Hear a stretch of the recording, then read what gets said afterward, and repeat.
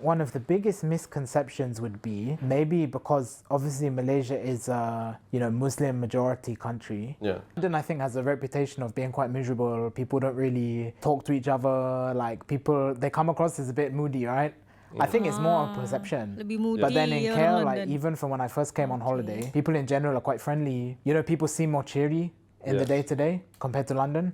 So I'd say that's the biggest difference I noticed when I go back is like the people's sort of, I guess, energy. Then my perception of Malaysia changed. Because I think before that, I'd seen the very sort of polished city, that sort of life. Then when I started, going outside the city, exploring more, eating more local, spending more time with local people, that's when my perception changed there as well. Malaysia actually has so much more than meets the eye on the surface level.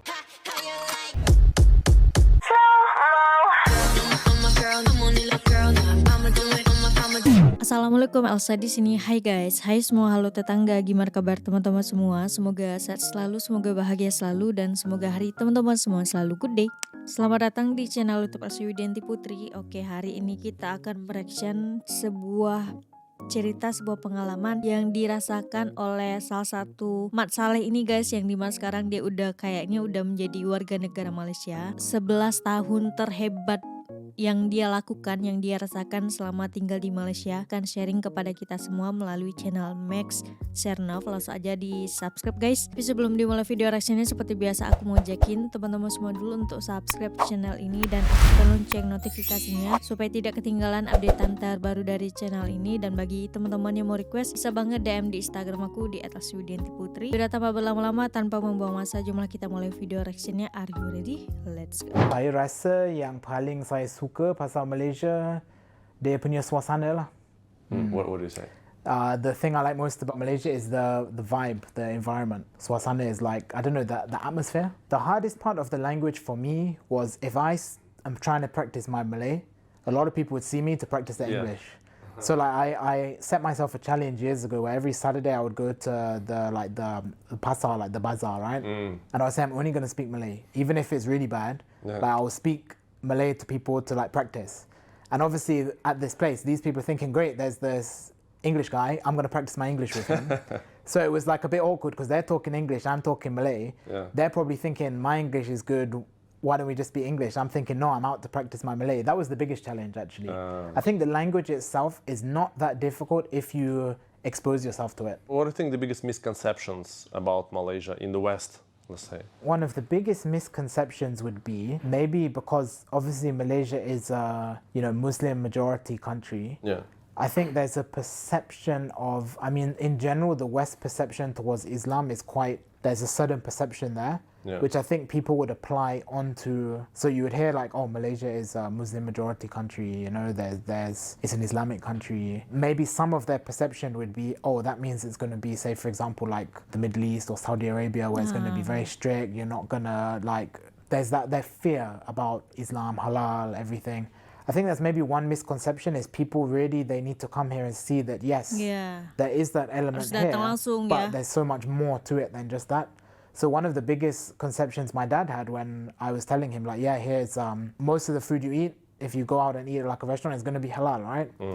There's that perception towards, oh, halal food, that means it's going to be like this, whereas actually it's just a misconception based on what the narrative that they've heard.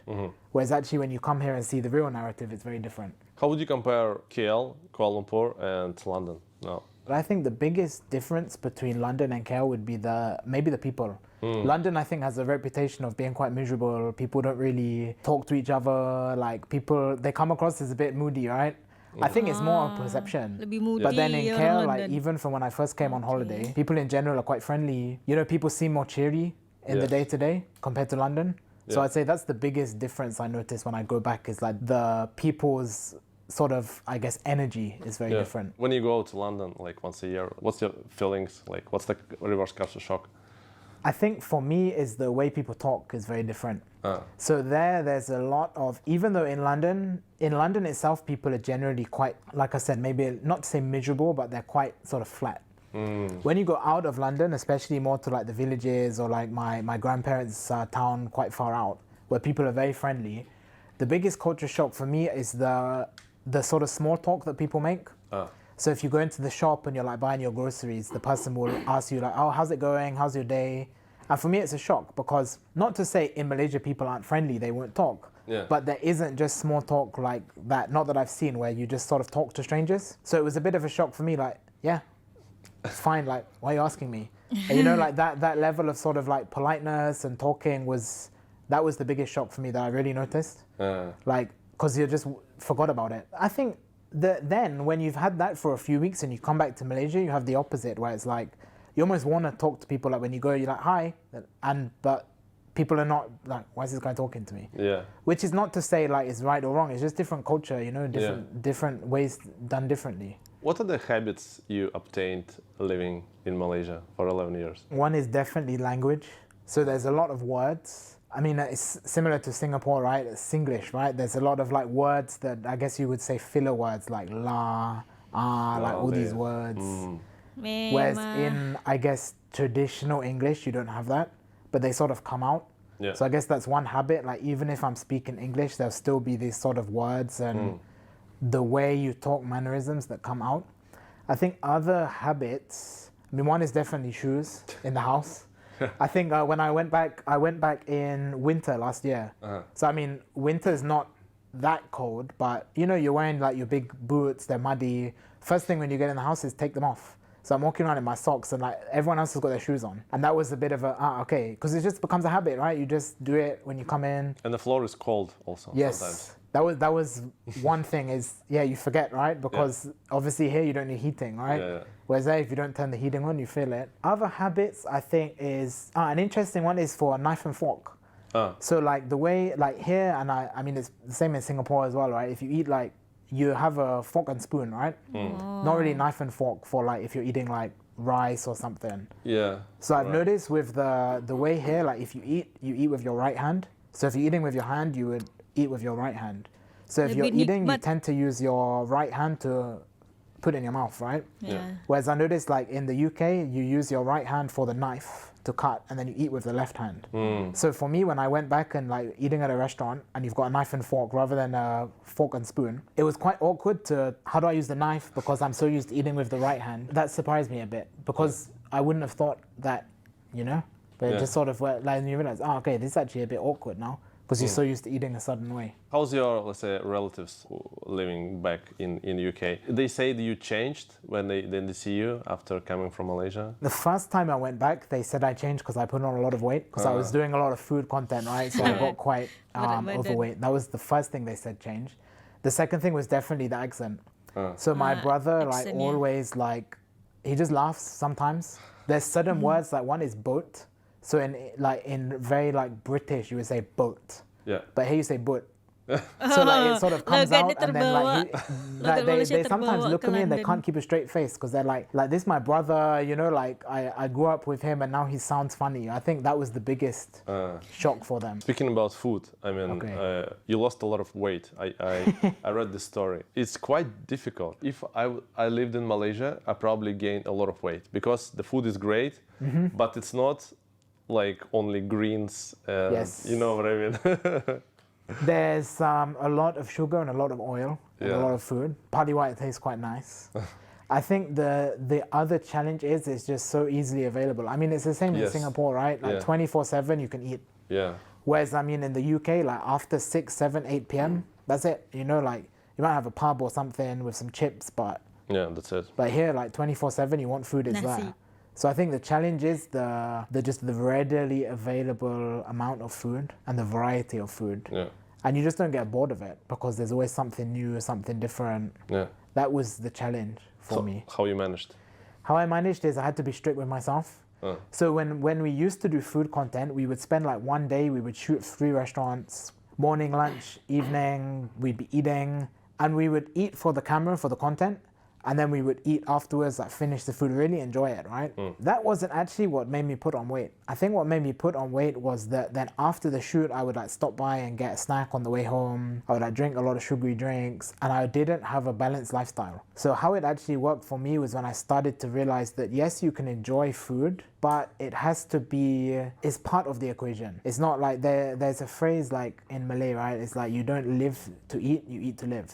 So like your food is actually an energy source, right? So you can enjoy it. There's nothing wrong with having good food, but it's all about balance. So for me, it really started helping when I would balance it out with exercise. I would still enjoy food, but I would eat the portions a lot more reasonable rather than just stuffing as much as I could in. That was really the mindset shift, I think. Yeah. Rather than a diet or exercise, it was that association with food it's not like just a pleasure source to have unlimited whenever you want. That was the challenge because you're in a place where there's so much good food around. Yeah. It took a long time. I think I was like really taking care of my health for about 3 years, but you don't see the results until you've been consistent for a while. Yeah. So people see suddenly like, wow, Reese, you've lost so much weight. It's like this journey started like 3 years ago. You're only just seeing the results now. And I think it's probably, the same with content, right? People see where you are now, but they don't see the years of doing videos, putting it out there that actually pays off. Yeah. And I think a lot of people give up because they're not willing to be consistent. So for me, for the diet and lifestyle change, that was doing that consistently for years. Then you see the benefits from it. How your perception about Malaysia changed through these 11 years? It's really interesting because when I first came here, obviously on my holiday, I was very much a tourist. So it was the typical tourist spots that everyone sees in Malaysia. Yeah. Then when I moved here, I originally went into like the expat sort of bubble, like the crowd. So it was very much like a lot of other foreigners living here. I went to a lot of these events where you'd meet other expats, and I kind of got exposed to the expat life, but I didn't really see the true Malaysia side. It was only after I'd been here for, I think, around 3-4 years, I started to like branch out, like make local friends. I used to go hiking a lot, really tried to mix more locally. Then my perception of Malaysia changed. Because I think before that, I'd seen the very sort of polished city, that sort of life. Then when I started going outside the city, exploring more, eating more local, spending more time with local people. That's when my perception changed there as well. Malaysia actually has so much more than meets the eye on the surface level. Can you give me an example, like maybe something like that really memorable for you? Okay, so I think for me, one of the most memorable things is when we first started making content, we would travel around Malaysia. So we'd go to like each of the different states. Yeah. And what I realized is every single state will have its own food is one. Even if the food is very similar, there'll always be a slight twist. And sometimes even to the point of every like locality will have a different twist on the recipe. Yeah. There'll be slight variations in the language, the dialect, even the culture in different states. So it was only when we started making content and I started going into these places and started to see, oh, okay, actually, if you want to try and put Malaysian into one bubble of everything, it's actually you can't, because every single state has its own food, culture, even language. That was when I really started to feel like, wow, there's a lot more here that meets the eye, Yeah, I guess especially, let's say, Sabah and Sarawak. Yes, exactly. On Borneo, that's quite different from the mainland. Yes, definitely. And when you go over there, you really see the I guess, diversity, variety. It's crazy, It's almost a shame if you were to come to Malaysia and only see KL, only see the typical tourist place and not actually explore everything. I think you could spend a lifetime here if you really wanted to explore everywhere. Is there anything that you, like any place that you don't want to visit? Like I know some people don't like JB. Okay. I go to JB often because it's close from Singapore. But I don't know, anything that's... I think there's parts I enjoy more than others. JB. For no particular reason other than just, I guess, the vibe. There's nowhere I really wouldn't go. I think there's definitely some places I feel I would like to go back to more of. So Sabah Sarawak is definitely one. I mean, I've been to both Sabah and Sarawak before, but I feel like there's more there. The nature is beautiful. Yeah, like you could spend so much time there, but there's nowhere I wouldn't go back to. Just there's a list of places I would prefer than others, Maybe Langkawi. Some people say it's overrated, like too expensive. I like going to Langkawi. I've been like 2 or 3 times. I think it's one of those places where if I had to choose between Langkawi and another island, I would choose another island now because I've kind of done it, know? I mean, people in Langkawi will say, no, there's so much more to see, but it's like, there's lots of other places to see as well that I haven't been at all, right? Any like hidden gems that you can recommend? Maybe some island? One state which definitely doesn't get enough, I guess, love would be Kelantan. I feel like Kelantan has a very sort of like, people have a perception towards Kelantan. Every time I've been there, I mean, the food, even the nature, Laksa. there's a lot of stuff to do there, which Laksam. I feel like most people don't really explore. I mean, even just the food itself is so unique there. I would say it's not really a hidden gem, but it's somewhere where people who come to Malaysia, it might not be up high in their list. Most people think of food as like Penang, or I have to go to Penang for food. I mean, Penang is nice, don't get me wrong.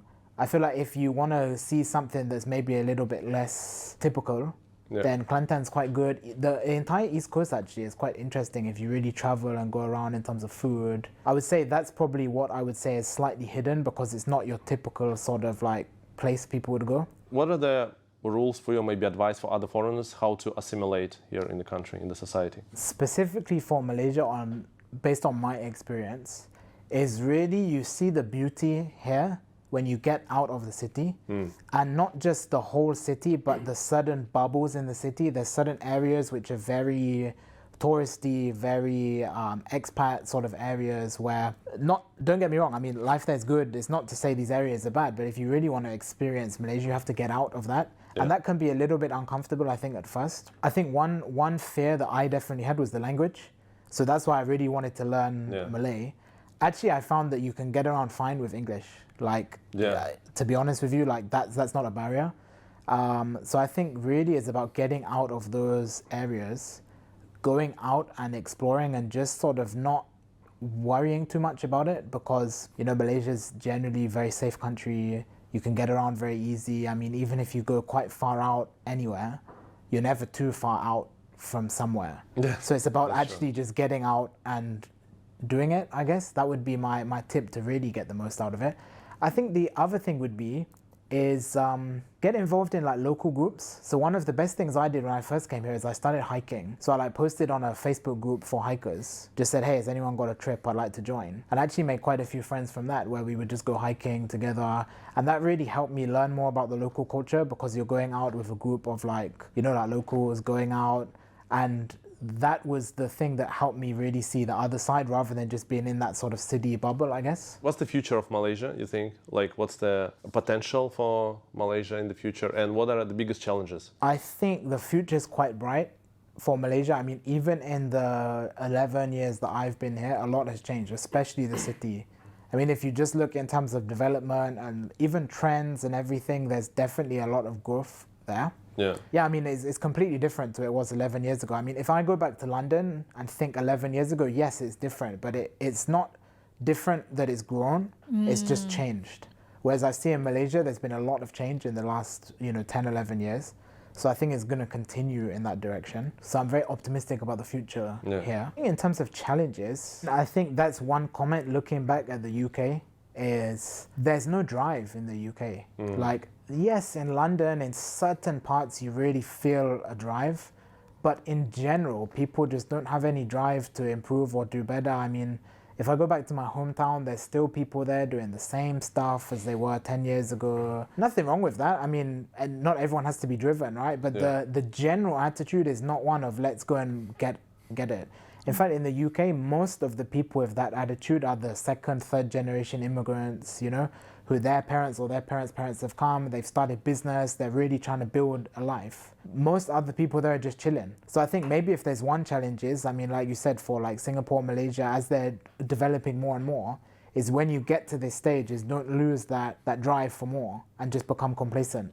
Because you see that in, I mean, the UK, probably in the US as well, where you've kind of got to that level and everyone's just like, meh, like they've lost that spark, How's it to work with Malaysians? Easy or difficult? I think it's easy because when we're doing content in Malaysia for a Malaysian audience, when the whole team understands the market, it's just everything runs smoothly. I think for me, I find it quite easy because the way of working here is definitely reflects more the Malaysian way of doing things, which is a little bit more relaxed. So there's not as much in the UK. I think when people work, there's a lot of like, everything has to be proper, whereas here it's a bit more relaxed. So I enjoy it. I mean, now the team we've got is great. We all get along really well. Everyone's, their output, their work is great. And I think with the stuff we're doing, we all have fun as well, which is good. So yeah, I enjoy working with them. Anything specific that you, for example, you can recommend me as a also content creator to have success in Malaysia? I think there's a big market for anything that's very, very traditional. So it could be food, it could even be culture in terms of traditional like instruments, weapons, any like dances, any element of culture that's, I guess you could say, getting lost. Like getting lost is the wrong sort of like, I guess, not to say getting maybe forgotten. Yes, getting forgotten, yeah. So like anything like that, I think is a big market for content in the sense of documenting it. So whilst it might not have the virality of, wow, crazy food, it's gonna go crazy viral, but over time people are gonna become more interested in that because there is sort of this generation where a lot of this traditional food, culture, even language is sort of dying out there and being forgotten. I think there's a massive opportunity to make content around that. And also the fact that in Malaysia there's so much to choose from. I mean, if we even look at outside of food, if you look at language, culture, cultural practices, I mean, there's so many different ethnic groups in Malaysia. They all have their own culture, their own beliefs. That, for me, internationally has a massive appeal because people love learning about that, and there's a chance to make content about it and I guess document it before it does get forgotten. Yeah. So I think that's something because there's so much in Malaysia. And I mean, maybe in the Western world, we've completely forgotten it. I mean, like in the UK, you go from the south to the north is all UK. Like that's it. What is our culture, our traditions? You know, we don't have like traditional dress for this town versus this town. I think there's a massive opportunity for content creation there, to be honest. What would be your advice for a foreigner who is thinking to come to Malaysia, maybe to try Malaysia, anything? I think you just got to try it because for me, it was when I came here and lived here that I really felt that sort of like, just that vibe, right? Like, yeah, this is for me.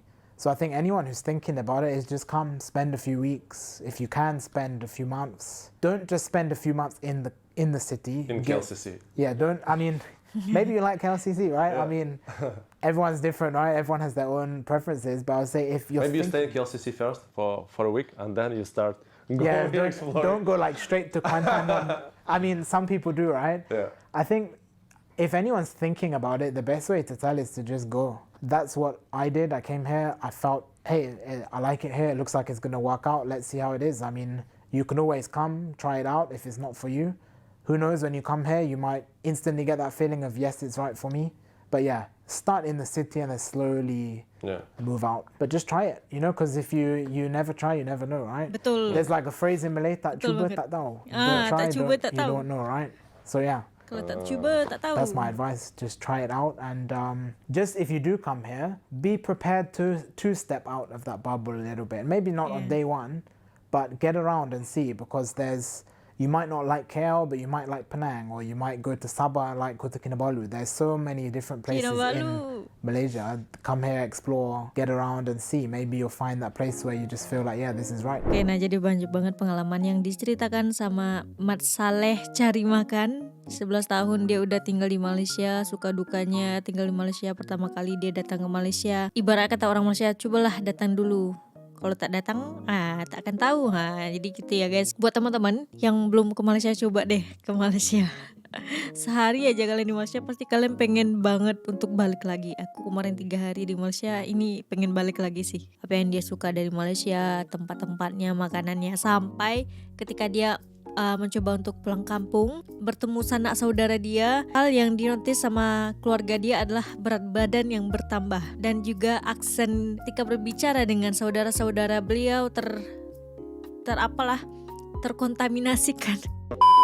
terkontaminasikan dengan logat dari Malaysia guys. Kita bahasa Inggris tapi irama atau logatnya itu logat-logat bahasa Melayu gitu. Bahwa di Malaysia dia tetap bisa menemukan bagaimana tradisi, bagaimana adat istiadat orang Melayu, bagaimana tradisi-tradisi orang Melayu yang masih dijunjung tinggi dan yang masih dijaga sampai saat ini. Perbedaan yang dia temukan ketika dia benar-benar memahami Malaysia seperti apa gitu guys. Penasaran dengan Malaysia? Cobalah datang dulu. Sekali datang pasti pengen untuk mengeksplor Malaysia lebih banyak lagi. Baru akan tahu bagaimana Malaysia itu.